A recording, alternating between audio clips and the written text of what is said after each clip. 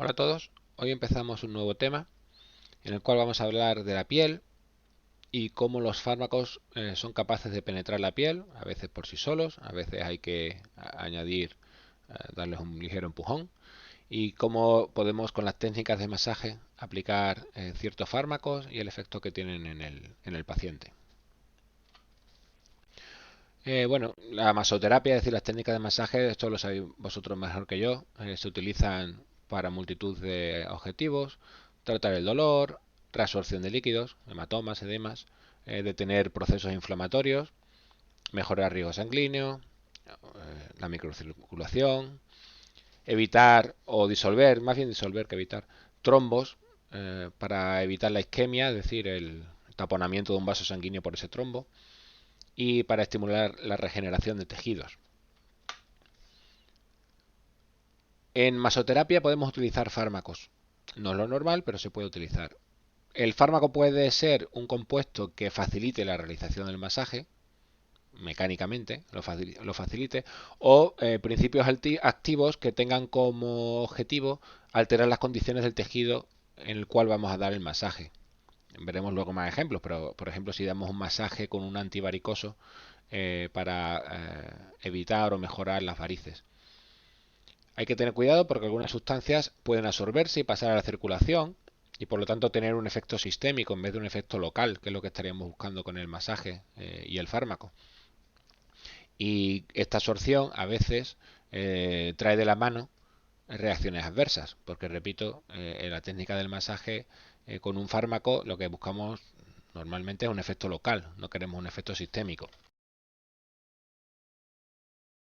Comentar un poco la piel, cuáles son sus funciones, y después vamos a ver cómo los fármacos pasan esta barrera de la piel.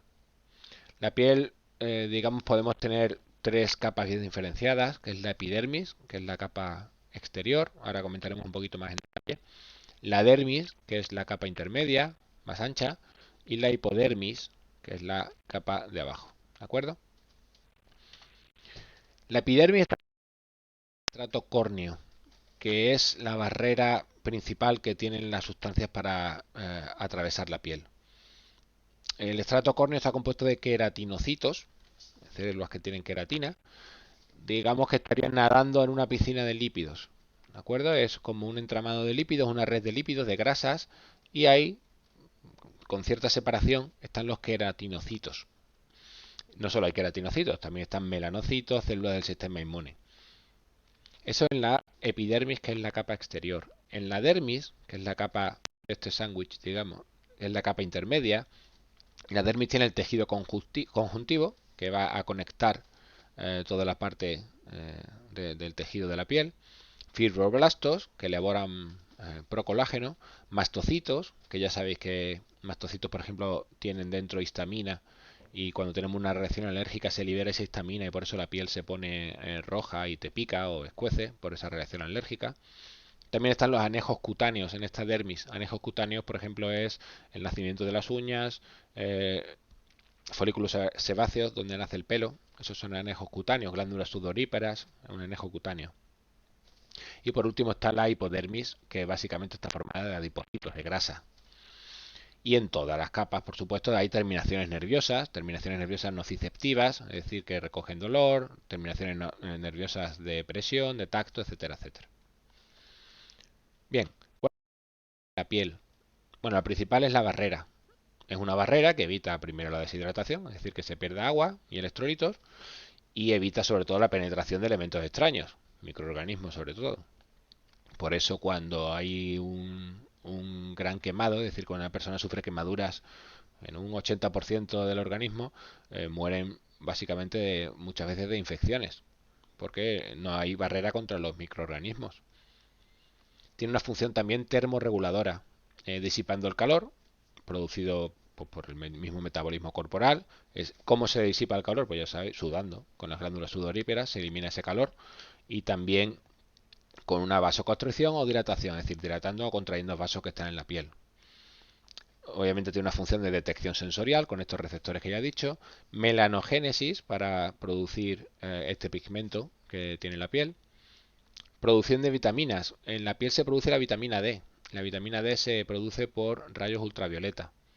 Por eso los pediatras insisten tanto que los niños pequeños, los bebés, tengan muchas horas de sol y que enseguida que se pueda se saquen, porque es la fuente principal de vitamina D. Esta luz ultravioleta en la piel del niño va a producir esa vitamina. De hecho, al principio, antes de que puedas sacarlo al niño, te dan la vitamina D para que se la administre hasta que el niño pueda generarla por sí solo gracias a la luz ultravioleta. Hay también una función excretora. La piel es un órgano excretor, por supuesto no al mismo nivel que el riñón o el hígado, pero sí que hay algunos fármacos que se eliminan por la piel. Ahora mismo que me acuerde, por ejemplo, la ivermectina, que es un antiparasitario. Acción antibacteriana, ¿por qué? Porque tiene un pH ácido y es la primera defensa que hay frente a estos microorganismos. No solamente una barrera física, como comentaba anteriormente, sino que también esa barrera tiene un pH ácido que ataca al microorganismo. En la piel, ya lo he comentado, hay células del sistema inmune, interleuquinas y linfocitos que también atacan a estos agentes externos. Y también es una defensa frente al traumatismo.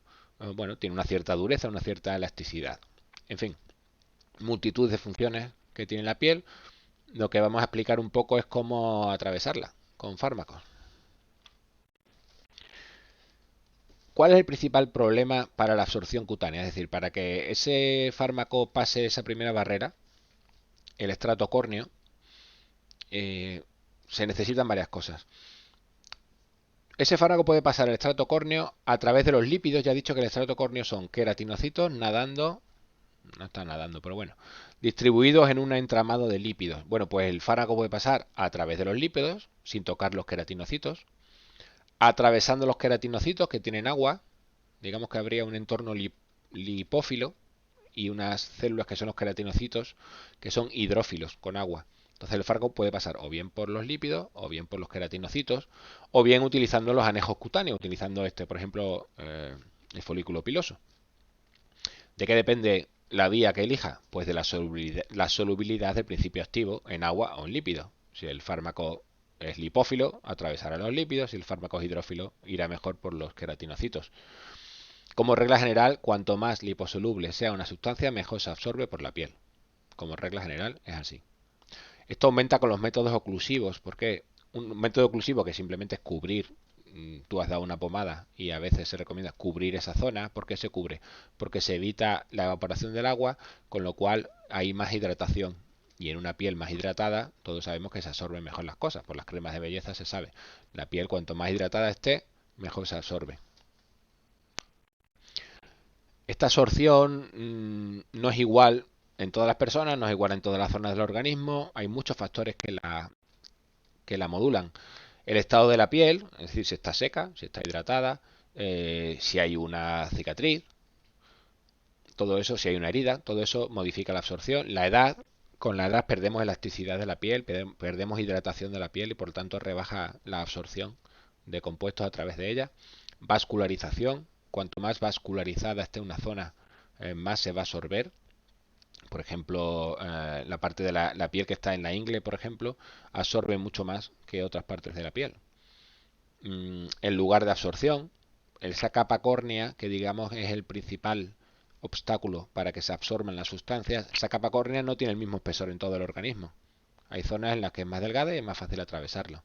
La hidratación ya lo he dicho, y el coeficiente lípido-agua de las sustancias. Es decir, si la sustancia es más lipídica, se absorberá mejor, porque ya he dicho que cuanto más lipófila sea una sustancia, mejor atraviesa ese entramado de lípidos que forma el estrato córneo. Normalmente se utilizan vehículos dermatológicos para aplicar fármacos sobre la piel. ¿Qué son vehículos dermatológicos? Un vehículo es una sustancia inerte, no tiene propiedades farmacológicas. Es simplemente el vehículo donde va diluido el fármaco. ¿Vale? Es la sustancia donde va diluido el fármaco. Es importante la solubilidad del principio activo en el vehículo y el coeficiente de partición vehículo-piel del principio activo. ¿Qué significa eso? El principio activo puede gustarle más el vehículo o puede gustarle más la piel.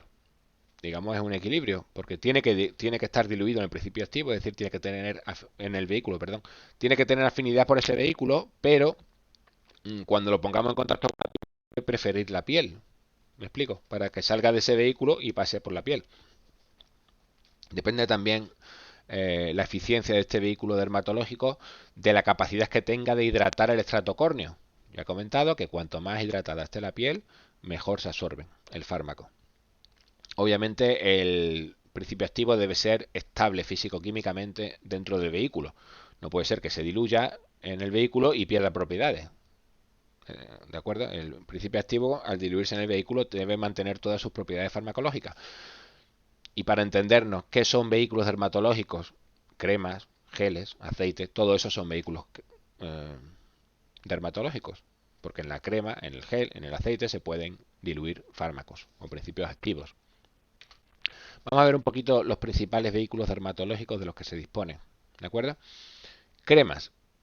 Son emulsiones que tienen una fase oleosa y otra fase acuosa. Se llama emulsiones porque ya sabéis que el agua y el aceite no se mezclan. Se necesita un emulgente para homogeneizarla, esa mezcla de agua y aceite. Y ese emulgente le da el nombre a la emulsión. ¿Vale? Emulsiones de una fase acuosa y otra oleosa. Pueden ser de aceite en agua. Normalmente se suele utilizar las siglas en inglés: oil in water, aceite en agua. Es decir, imaginaros mucho líquido, mucha agua con gotitas de aceite. Hay una fase externa dispersante, que es el agua, y una fase interna, que son esas gotitas que digo, dispersa, que es la grasa. ¿Para qué vale esto? Para vehiculizar, para transportar fármacos hidrosolubles, es decir, que se diluyen bien en el agua, pero después tenemos esa parte de grasa, esa fase interna que le va a mejorar la penetración del fármaco a través de la piel. Al contrario, hay cremas que son de agua en aceite, water in oil. Tenemos una fase externa dispersante, que es la grasa, y una fase interna, que es agua. Aquí es al revés. Aquí la materia preponderante es la grasa y después hay gotas de agua dispersas. ¿Y para qué se utiliza? Para fármacos liposolubles, que son los que se vehiculizan mejor en grasas. Después de las cremas tenemos las pomadas.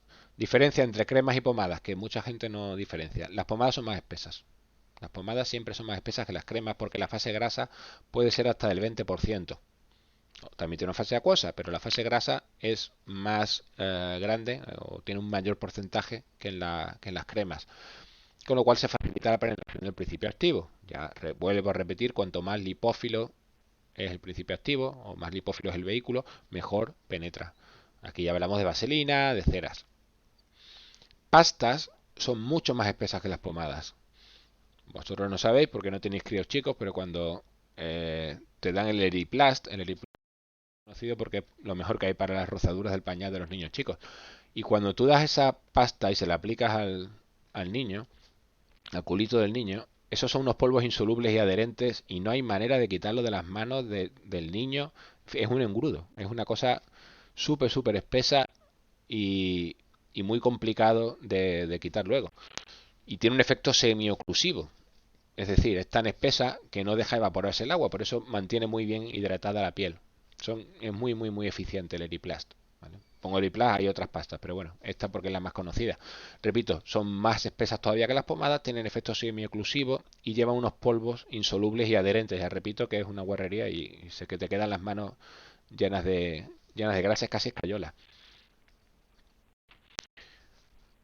Más vehículos dermatológicos conocidos, geles. También es una emulsión de agua y aceite, pero tiene un gelificante sintético. Por eso se llaman geles, porque lleva un gelificante sintético. Y son higroscópicos. Higroscópicos es que atrae el agua. ¿De acuerdo? Son higroscópicos. Tenemos lociones. Las lociones son similares a las cremas, pero son bastante más acuosas y tienen una solución hidroalcohólica. ¿Por qué? Porque ese compuesto de alcohol produce un efecto refrescante. Porque el alcohol, cuando se evapora, retira calor de la piel. Solamente tenéis que echar un poquito de alcohol y soplar. Está frío. Está frío porque cuando se evapora ese alcohol se lleva consigo calor que estaba en la piel. Y entonces tiene ese efecto refrescante las lociones. Bueno, y tenemos aerosoles. Aerosoles son suspensiones coloidales con partículas sólidas en un gas. En fin, lo que es un aerosol. Y también lo podemos utilizar para echar en la piel y estoy pensando por ejemplo en el Reflex, ¿vale? O en el radiosalil. No me acuerdo si el radiosalil lo había también aerosol, creo que sí. Pero en fin, ese tipo de cosas. Suspensiones coloidales de partículas sólidas en un gas. Y por último, tenemos, digamos que serían los más avanzados, que son los liposomas. A alguien le suena, supongo, por los anuncios de cremas de belleza, siempre dicen con liposomas. ¿Por qué dice con liposomas como si fuera algo bueno? Bueno, que es algo bueno. Liposoma es una estructura que favorece mucho la penetración del principio activo a través de la piel, porque si os dais cuenta, es una estructura de fosfatidilcolina. Son fosfolípidos que forman esta estructura, aquí de forma tridimensional. En presencia de agua se forma una esfera y el fármaco va adentro. Es decir, es una esfera de fosfolípidos con el fármaco dentro. Si os dais cuenta, esto se parece muchísimo a una membrana. Por lo tanto, penetra estupendamente estas capas, porque es muy lipófilo. Tienen estas cabezas lipófilas, ¿de acuerdo? En el exterior de la esfera y dentro va el fármaco. Bueno, pues todos estos son vehículos dermatológicos. Si queréis, bueno, aquí tenéis un esquema. No es para que aprendáis el esquema, simplemente para que veáis un poco, quizás es más visual, así es más fácil, dónde está cada cosa. La terminología no es tan clara porque está en inglés y a veces eh, la traducción no es exactamente lo que parece. Pero bueno, polvos, pasta, esto sería lo que comentaba del Eriplast. Ointment, por ejemplo, es pomada, ¿de acuerdo? En realidad es un ungüento, pero bueno, se puede traducir como pomada. Los hay lipófilos, los hay más hidrófilos. Las cremas, como he dicho, los hay lipofílicos y los hay hidrofílicos. Aquí tenemos el de agua en aceite, water in oil, WO, que es lipofílico obviamente porque la mayoría está en grasas con gotitas de agua. Y al revés, los hidrofílicos o las cremas hidrofílicas son oil in water, aceite en agua, gotitas de aceite en agua. Por lo tanto, este vehiculizará fármacos hidrosolubles y este vehiculizará fármacos liposolubles. Y después, si nos vamos a las partes más líquidas, tenemos los geles, tenemos las lociones, tenemos después tinturas, pero bueno, no me quiero meter ahí. Simplemente eh, para que visualicéis un poco desde lo más lipófilo, lo más sólido, incluido polvos, ahí iría polvos de talco, hasta lo más líquido, que serían las lociones, los geles y las cinturas, que no me quiero ya meter ahí. ¿De acuerdo? Para preparar estos compuestos, mmm, digamos que se mezclan varios materiales. Tenemos preparados monofásicos, que es cuando solamente hay un tipo de material, por ejemplo, polvos, o bases grasas, o una pomada, o líquido, o tintura, como comentaba, o soluciones. Tintura, ya por decirlo, es cuando se extrae compuestos de una planta, dejando a la planta, vamos a llamarla así, macerar en alcohol. ¿De acuerdo? No es exactamente eso, pero bueno, para que nos hagamos una idea. En fin, hay preparados monofásicos cuando se utiliza solamente uno de estos materiales. Cuando se mezclan dos materiales tenemos preparados bifásicos. Por ejemplo, pastas grasas. Tenemos una base grasa mezclada con polvos. Este sería el Eriplast. He hecho polvos adherentes y una base grasa. Eso es pasta grasa. Las cremas tienen una parte grasa, ya lo dije antes, y una parte líquida. Fase acuosa, fase oleosa. Depende de cuál predomine. Aceite en agua, agua en aceite. Y tenemos lociones y las llamadas pastas al agua que se componen de polvos y líquidos. Incluso hay preparados trifásicos, hay unas pastas llamadas pastas refrescantes que tienen lo mismo que la pasta, polvo y base, pero se le añade un poco de líquido para añadir ese efecto refrescante. Bueno, pues con esto vamos a acabar el primer tema con esta diapositiva. ¿Qué principios activos y útiles en masoterapia? Es decir, las técnicas de masaje, repito, una opción es aplicar un fármaco con ese masaje. ¿Qué fármacos podemos aplicar en masoterapia? Y esto es de lo más importante del tema, ¿vale? Quiero que sepáis qué se puede dar en masoterapia, qué fármacos se pueden aplicar, porque esto os toca directamente. Esto no es como los antibióticos, que tuve que hacer un esfuerzo grande para que se asemejara un poco a vuestra carrera profesional, pero esto es pura fisioterapia. Bueno, pues con masoterapia, sobre todo compuestos que tengan un efecto antiinflamatorio. Pues imaginaros para tratar un esguince de tobillo.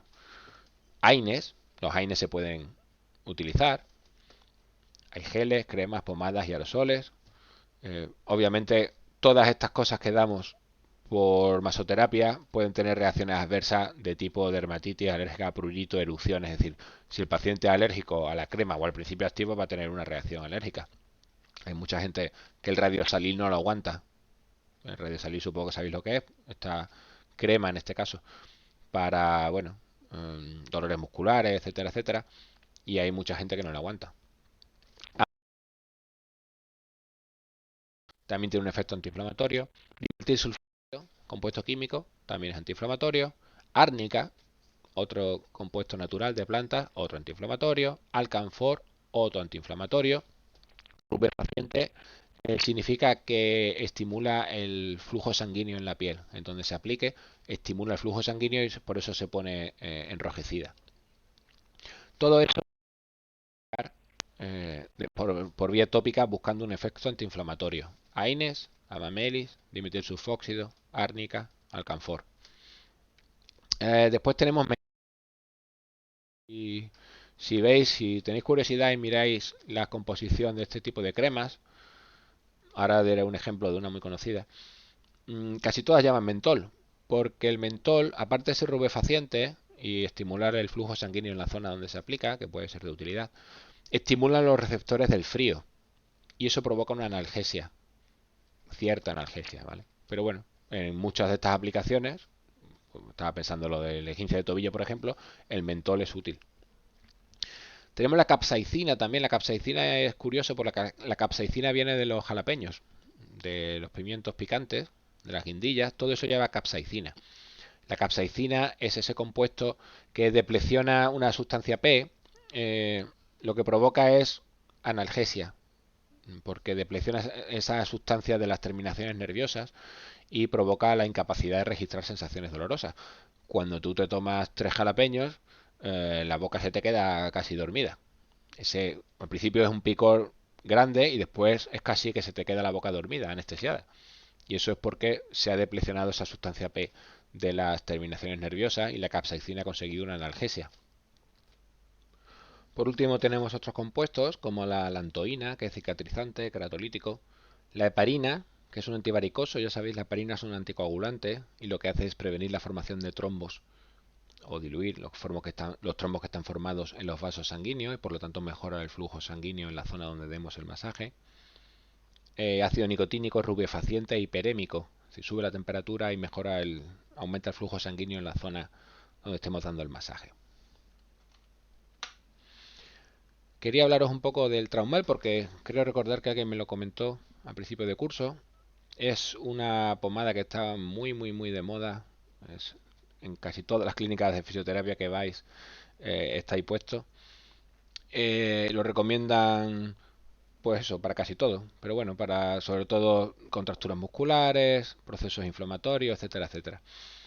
Está basado en compuestos naturales. Y si veis aquí la etiqueta, que la he transcrito aquí, todos son nombres de plantas.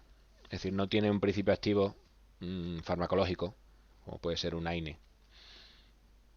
Árnica y Amamelis serían las dos únicas plantas que yo he mirado que tienen de verdad un efecto antiinflamatorio comprobado. Y de hecho son las más predominantes en la formulación. Todo lo demás, equinacia, camomila, hipericum, si tú pones en internet y tecleas los nombres, te sale una lista de aplicaciones así de larga. Vale para casi todo. Yo soy de la opinión de que las cosas que valen para casi todo en realidad no sirven de mucho. Pero bueno, tampoco son cosas tóxicas, con lo cual, bueno, ahí están.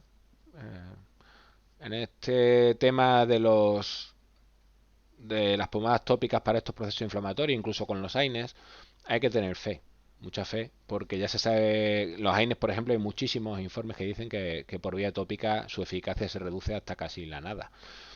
Y esto igual. Pero bueno, es un hecho que hay personas que dice que le va estupendamente, y es verdad. Bueno, tiene incluso acónito. Acónito es una planta en realidad muy venenosa. Hay muchas intoxicaciones con acónito, con la raíz de acónito. Cuando hay infusiones de otras plantas y está contaminada con la raíz de acónito puede ser tóxica e incluso mortal. Cuando es ingerida por vía oral y la raíz, no a estas concentraciones, por supuesto. En fin, que tiene ahí un compendio de plantas enorme que valgan en realidad para lo que se está administrando el masaje. Bueno, ya digo, mucha fe. Todos estos compuestos van, como veis, en parafina y agua, una parte líquida, perdón, grasa y una parte líquida, lo que os he dicho de las pomadas, y etanol al 96%. Este etanol es lo que le da el frescor cuando tú te aplicas esa pomada, el etanol se evapora, se lleva el calor de la piel y por eso esa sensación de frescor. Por último, bueno, comentaros un poco consideraciones que hay que hacer en fisioterapia. La técnica del masaje tiene que ir mano a mano con el efecto del fármaco. No es lo mismo aplicar un masaje para un antivaricoso con heparina que aplicar un masaje para un efecto antiinflamatorio con un AINE o con dimetil sulfóxido. Pero eso ya sabéis vosotros mucho más que yo. Yo de técnica de masaje no sé nada. Hay que tener cuidado, como dije al principio de la clase, porque hay veces que los efectos del fármaco pueden ser sistémicos, si se absorbe, y el problema también puede venir para el fisioterapeuta, porque igual que se absorbe en la piel de paciente, se absorbe en tus manos, con lo cual puedes tener alguna reacción adversa. Lo que hay que hacer sobre todo es informar al paciente. Cuando nosotros damos las clases en medicina siempre lo advertimos, informar al paciente del tratamiento. Y en enfermería igual, hay que informar al paciente del tratamiento. Muchas veces, por prisas o por lo que sea, dice, tómate esto. No, hay que decirle para qué es lo que le estamos dando y qué reacción adversa podría esperar. Pues si vais a aplicar un masaje con tal compuesto, mira, vamos a darte esto lo que va a hacer va a ser mejorar el flujo sanguíneo en esta zona y además si tienes una erupción o tienes una dermatitis, no te preocupes porque es normal y se hace esto y esto. ¿De acuerdo? Informar siempre al paciente. Bueno, esto lo vamos a dejar para la próxima clase, en la cual vamos a ver cómo administrar fármacos a través de la piel de manera más profunda y qué técnicas que se utilizan para bueno, ayudar a ese fármaco a atravesar la barrera que es la piel.